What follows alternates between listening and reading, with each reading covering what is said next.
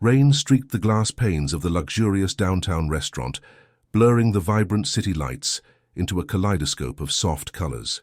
Inside, the air was warm, scented with the delicate aroma of truffle oil and fine wine. The chatter of well-dressed patrons hummed in the background, a melody of laughter and clinking glasses. At an intimate corner table, Matteo Caldwell sat, his commanding presence impossible to ignore even in the sea of elegance. Matteo, CEO of one of the largest tech conglomerates in the country, adjusted the cuffs of his tailored charcoal suit, his every movement exuding quiet authority.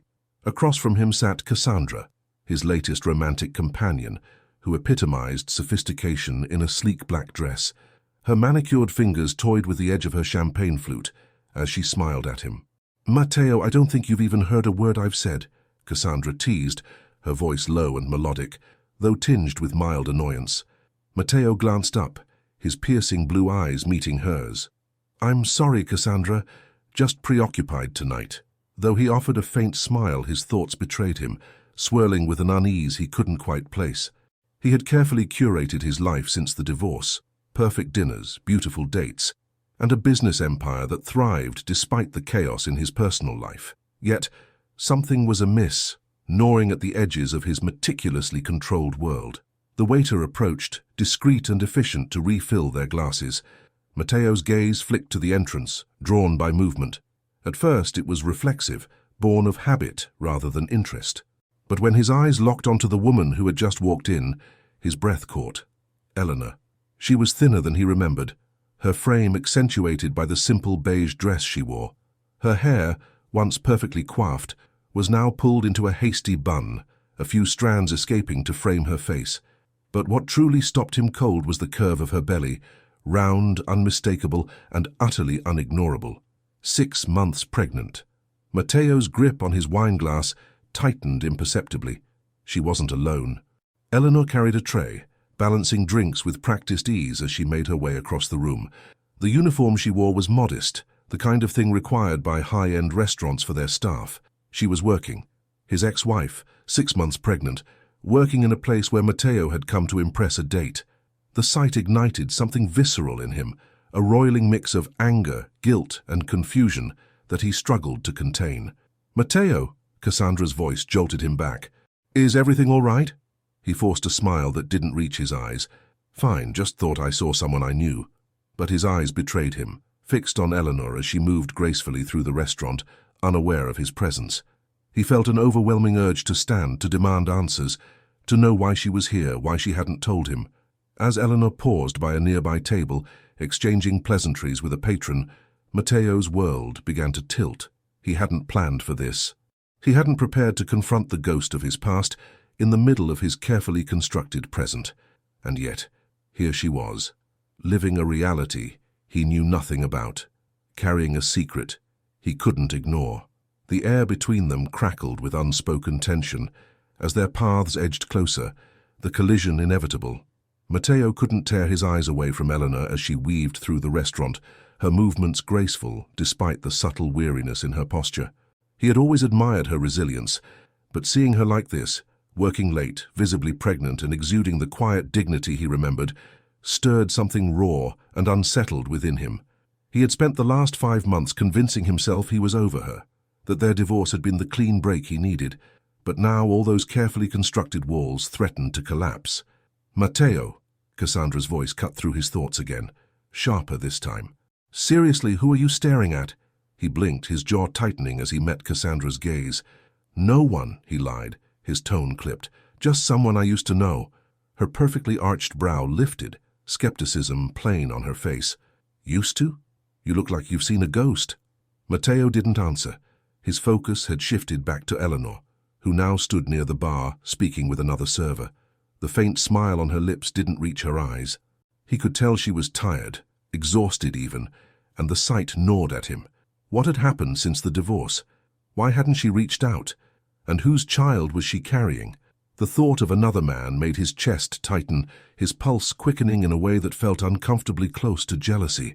Matteo clenched his fists under the table, struggling to maintain his composure. "Excuse me for a moment," he said abruptly, rising from his seat. "Matteo," Cassandra started, but he was already walking away, his long strides purposeful as he approached the bar. He ignored the stares of other patrons, the whispers that followed his departure. His focus was singular, zeroed in on Eleanor.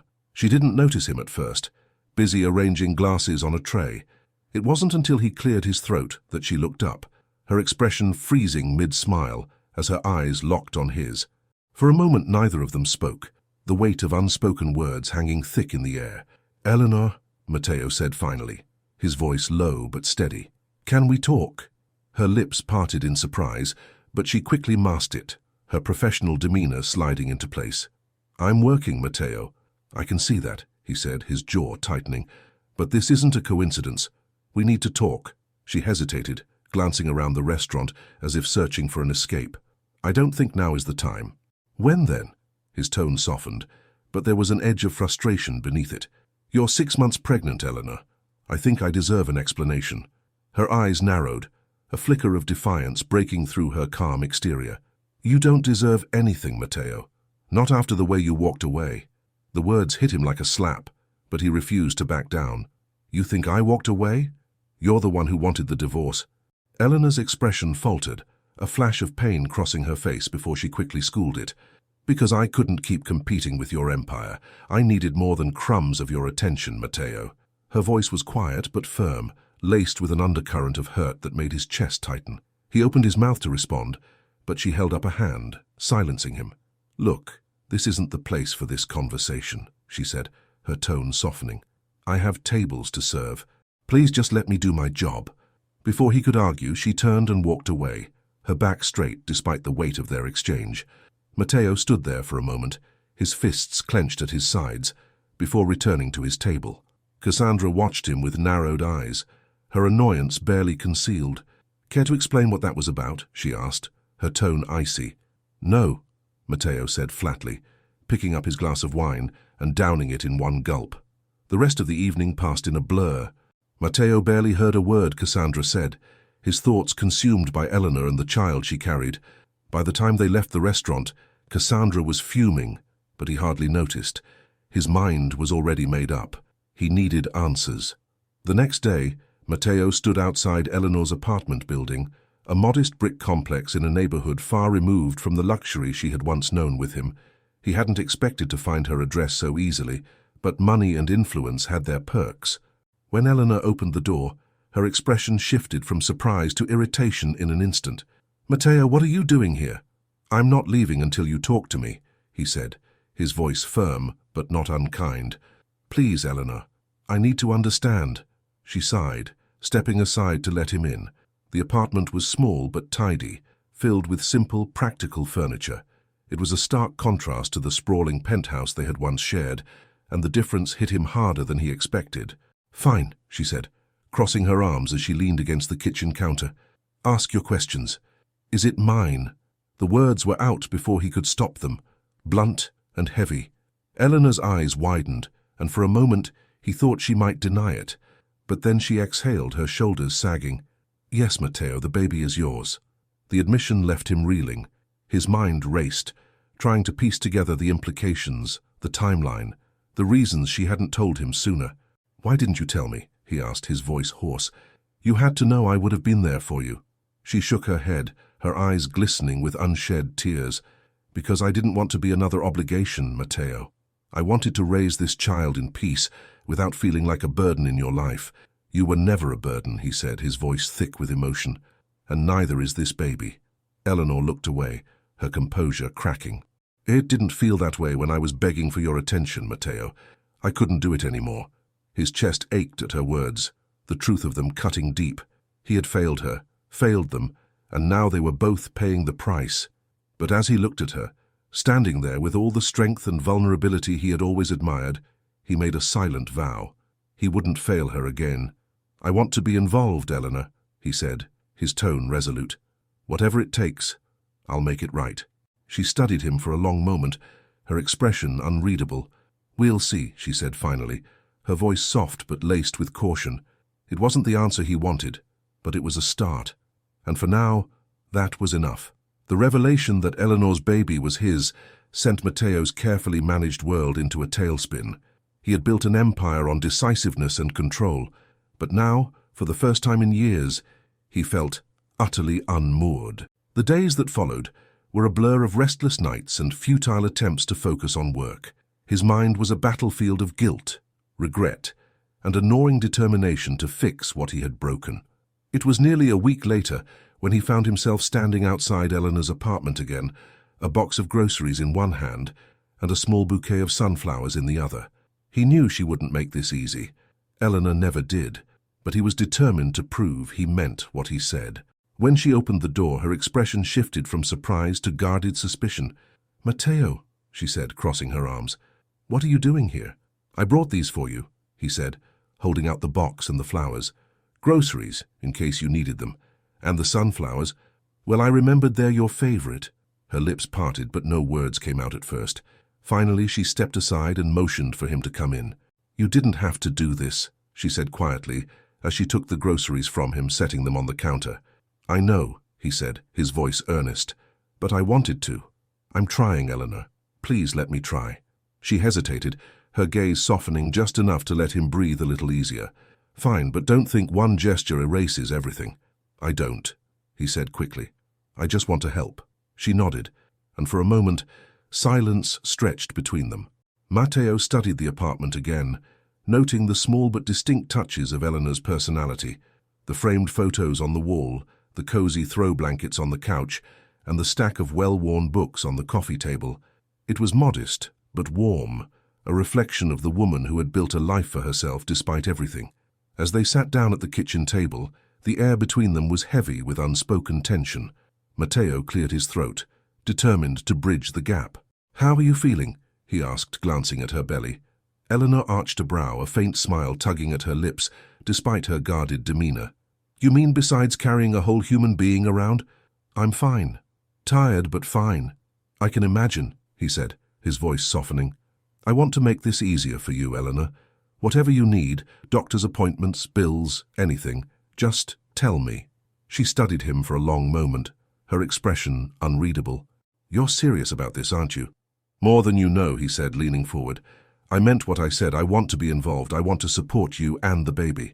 Eleanor looked down at her hands, her defenses cracking just enough to reveal the vulnerability beneath. "It's just hard to trust that, Matteo, after everything." "I know," he said, his voice heavy with regret. "I know I let you down before, but I swear to you, Eleanor, I won't let you down again." Over the next few weeks, Matteo threw himself into proving his commitment. He accompanied Eleanor to her doctor's appointments, helped her set up a proper nursery, and even took on the unenviable task of assembling furniture. A task that had Eleanor laughing for the first time in months when he fumbled with a crib. "You're hopeless with a screwdriver," she teased, her laughter filling the small apartment like sunlight breaking through a storm. "I'm a CEO, not a carpenter," he shot back, grinning despite himself. Their moments of levity were brief but precious, reminders of the connection they once shared. But just as things seemed to be improving, the complexities of their past and the uncertainties of their future came crashing back. One afternoon, as Matteo sat in his office reviewing a report, his assistant buzzed in with an unexpected visitor. "Mr. Caldwell, there's a woman here to see you," she said, her tone hesitant. "She says it's important." Matteo frowned. "Who is it?" "She wouldn't give her name, but she said it's about Eleanor." His heart sank. Waving his assistant in, he braced himself as the door opened to reveal a woman he didn't recognize, mid-30s, sharp-eyed, and exuding an air of self-assuredness. "I'm Laura," she said without preamble, stepping into the office. "I'm a friend of Eleanor's." Matteo stood, his confusion evident. "What's this about?" "Eleanor doesn't know I'm here," Laura said, crossing her arms. "But I needed to speak with you. She won't tell you this, but she's struggling. Financially, emotionally. You name it." His jaw tightened. "I'm already helping her. Whatever she needs." "Are you?" Laura interrupted, her tone biting. "Because the Eleanor I know is too proud to ask for anything. She's been through hell, Matteo. Losing you. Losing the life she thought she'd have. She's been fighting to stay afloat, and now she's raising your child alone." Her words hit him like a blow, guilt and anger surging in equal measure. "I'm trying to fix that," he said, his voice low but firm. "I want to be there for her. For both of them." "Then prove it," Laura shot back. "Not just with money or gestures. Be there when it matters. Before he could respond, she turned on her heel and walked out, leaving him standing in the middle of his office, her words echoing in his mind. That evening, Matteo returned to Eleanor's apartment. His resolve hardened. He found her sitting on the couch, her hands resting on her belly as she read a book. She looked up as he entered, her brow furrowing. "Matteo? What are you doing here?" He sat down across from her, his expression serious. "We need to talk." Her defenses went up immediately, her posture stiffening. "About what?" "About us," he said, his voice steady. "And what happens next?" Eleanor sighed, setting the book aside. "Matteo, we've been over this." "No," he interrupted gently. "I need you to understand something. I know I failed you before. I know I made you feel like you didn't matter. But you do, Eleanor. You always have." Her eyes widened, the raw emotion in his voice catching her off guard. "I want to be a father to this baby," he continued. "But more than that, I want to be here for you. I want us to figure this out. Together." Tears welled in her eyes, but she quickly blinked them away. "It's not that simple, Matteo." "I know it's not," he said, reaching for her hand. "But nothing worth fighting forever is." She looked at him for a long moment, her walls finally beginning to crumble. And in that moment, Matteo knew he was ready to fight for the life they could have, whatever it took. Matteo's words hung in the air, raw and unvarnished, as Eleanor wrestled with emotions she'd worked so hard to suppress. For months, she had conditioned herself to believe that she didn't need Matteo, that she could raise the baby alone and carve out a life of her own. But his sincerity, the unflinching way he looked at her now, cracked the walls she'd so carefully built. "I don't know if I can trust you," she said finally, her voice barely above a whisper. "You hurt me, Matteo. You left me alone when I needed you most." The weight of her words hit him like a sledgehammer, and he nodded, swallowing the lump in his throat. "I did," he admitted, "and I've spent every day since regretting it.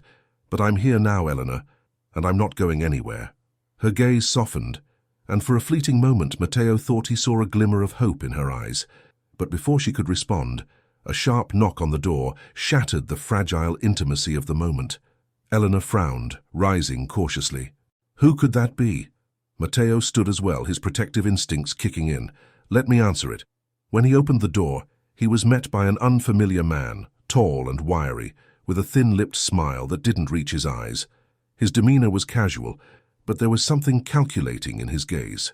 "Matteo Caldwell," the man said, his tone smooth. "Mind if I come in?" Eleanor stepped forward, her face paling as recognition dawned. "Victor," she said, her voice cold. Matteo's eyes darted between the two of them, his confusion quickly replaced by suspicion. "Who is this?" Victor's smile widened. "Old friend," he said, though the way he looked at Eleanor suggested something far more complicated. "Just came by to see how she's doing." "I don't recall inviting you," Eleanor said, her tone sharp. "You need to leave." Victor leaned casually against the doorframe, his expression turning mocking. "Is that any way to talk to the man who's been keeping you afloat these last few months?" Matteo stiffened, his jaw tightening. "What the hell is he talking about?" Eleanor shot Victor a warning glare, but he ignored her, his gaze fixed on Matteo. "Oh, she didn't tell you? While you were off playing Billionaire, Eleanor here had to scrape by. I offered her a little help, and she accepted. Grateful, really." "That's enough," Eleanor snapped, her voice trembling with anger. "You have no right—" "Did you owe him money?" Matteo cut in, his voice low and dangerous. "No," Eleanor said firmly. "It wasn't like that." Victor smirked. "Not exactly. Let's just say I provided support, the kind you weren't around to give." Matteo's fists clenched, his patience wearing thin. "You heard her. Leave." Victor straightened, his smirk fading slightly as he met Matteo's steely gaze. "Fine. But we'll talk again, Eleanor. You know where to find me." As he turned and walked away, Eleanor slammed the door shut, her breathing unsteady. Matteo turned to her, his anger still simmering but tempered by concern. "Who is he?" he asked quietly. "A mistake," she said, rubbing her temples. "After the divorce, I was desperate. Victor offered to help me get back on my feet, but I didn't realize there were strings attached. He's been trying to worm his way back into my life ever since." Matteo nodded slowly, his expression darkening. "He won't bother you again." "Matteo," Eleanor began, but he held up a hand. "I mean it, Eleanor. No one's going to threaten you or this baby. Not on my watch." In the days that followed, Matteo's protective instincts only deepened. He hired security to ensure, much to Eleanor's dismay, and began making arrangements to provide more permanent support for her and the baby. But his actions weren't without consequences. At work, rumors began swirling about his sudden involvement with his ex-wife. Shareholders grew restless, questioning his focus, while Cassandra, humiliated by his abrupt departure from their date, made a public spectacle of their fallout in the tabloids. Matteo weathered the storm with quiet determination, but the strain was evident. "Why are you doing all this?" Eleanor asked one evening as they worked together to organize the nursery. Her tone wasn't accusatory but curious, as if she couldn't fully grasp his motivations. Matteo paused, a baby blanket in his hands. "Because I love you," he said simply. "I never stopped." Eleanor froze, her heart pounding in her chest. She searched his face for any sign of insincerity but found none. His confession was raw, unguarded, and it terrified her. "Matteo," she began, but he shook his head. "I know it's too soon," he said, "and I know I have a lot to make up for. But I needed you to know. No matter what happens between us, I'll always be here for you and the baby." Eleanor's eyes glistened with unshed tears, and for the first time in months, she allowed herself to hope. The climax of their journey came on a stormy night, 2 weeks later.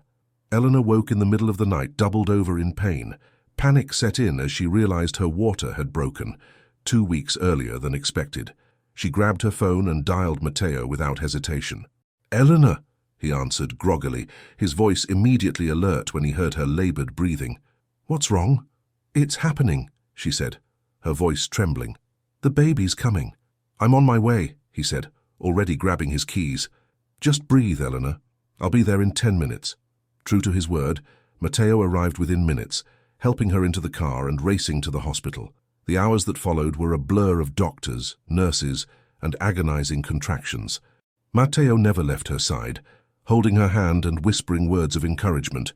When the baby finally arrived, a healthy baby boy, the room filled with a profound, overwhelming silence. Tears streamed down Eleanor's face as she held her son for the first time, her exhaustion eclipsed by a love she'd never known. Matteo stood beside her, his own eyes misty as he looked at the tiny life they had created together. "He's perfect," he whispered. Eleanor looked up at him, her defenses finally crumbling. "Thank you," she said softly, "for being here, for everything." Matteo leaned down, pressing a gentle kiss to her forehead. "I wouldn't be anywhere else." In the weeks that followed, they began to rebuild their lives together, one fragile step at a time. There were no grand declarations or sweeping promises, just quiet moments of trust and understanding, the foundations of a second chance. One evening, as they sat on the couch watching their son sleep, Eleanor turned to Matteo. "Do you think we can do this? Be a family?" Matteo met her gaze, his expression filled with quiet conviction. "I know we can." And for the first time in a long time, Eleanor believed him. Together they faced an uncertain future, but they faced it as a family, ready to fight for the life they both wanted. It wasn't the ending either of them had envisioned, but it was the beginning of something far greater. A new chapter, written together,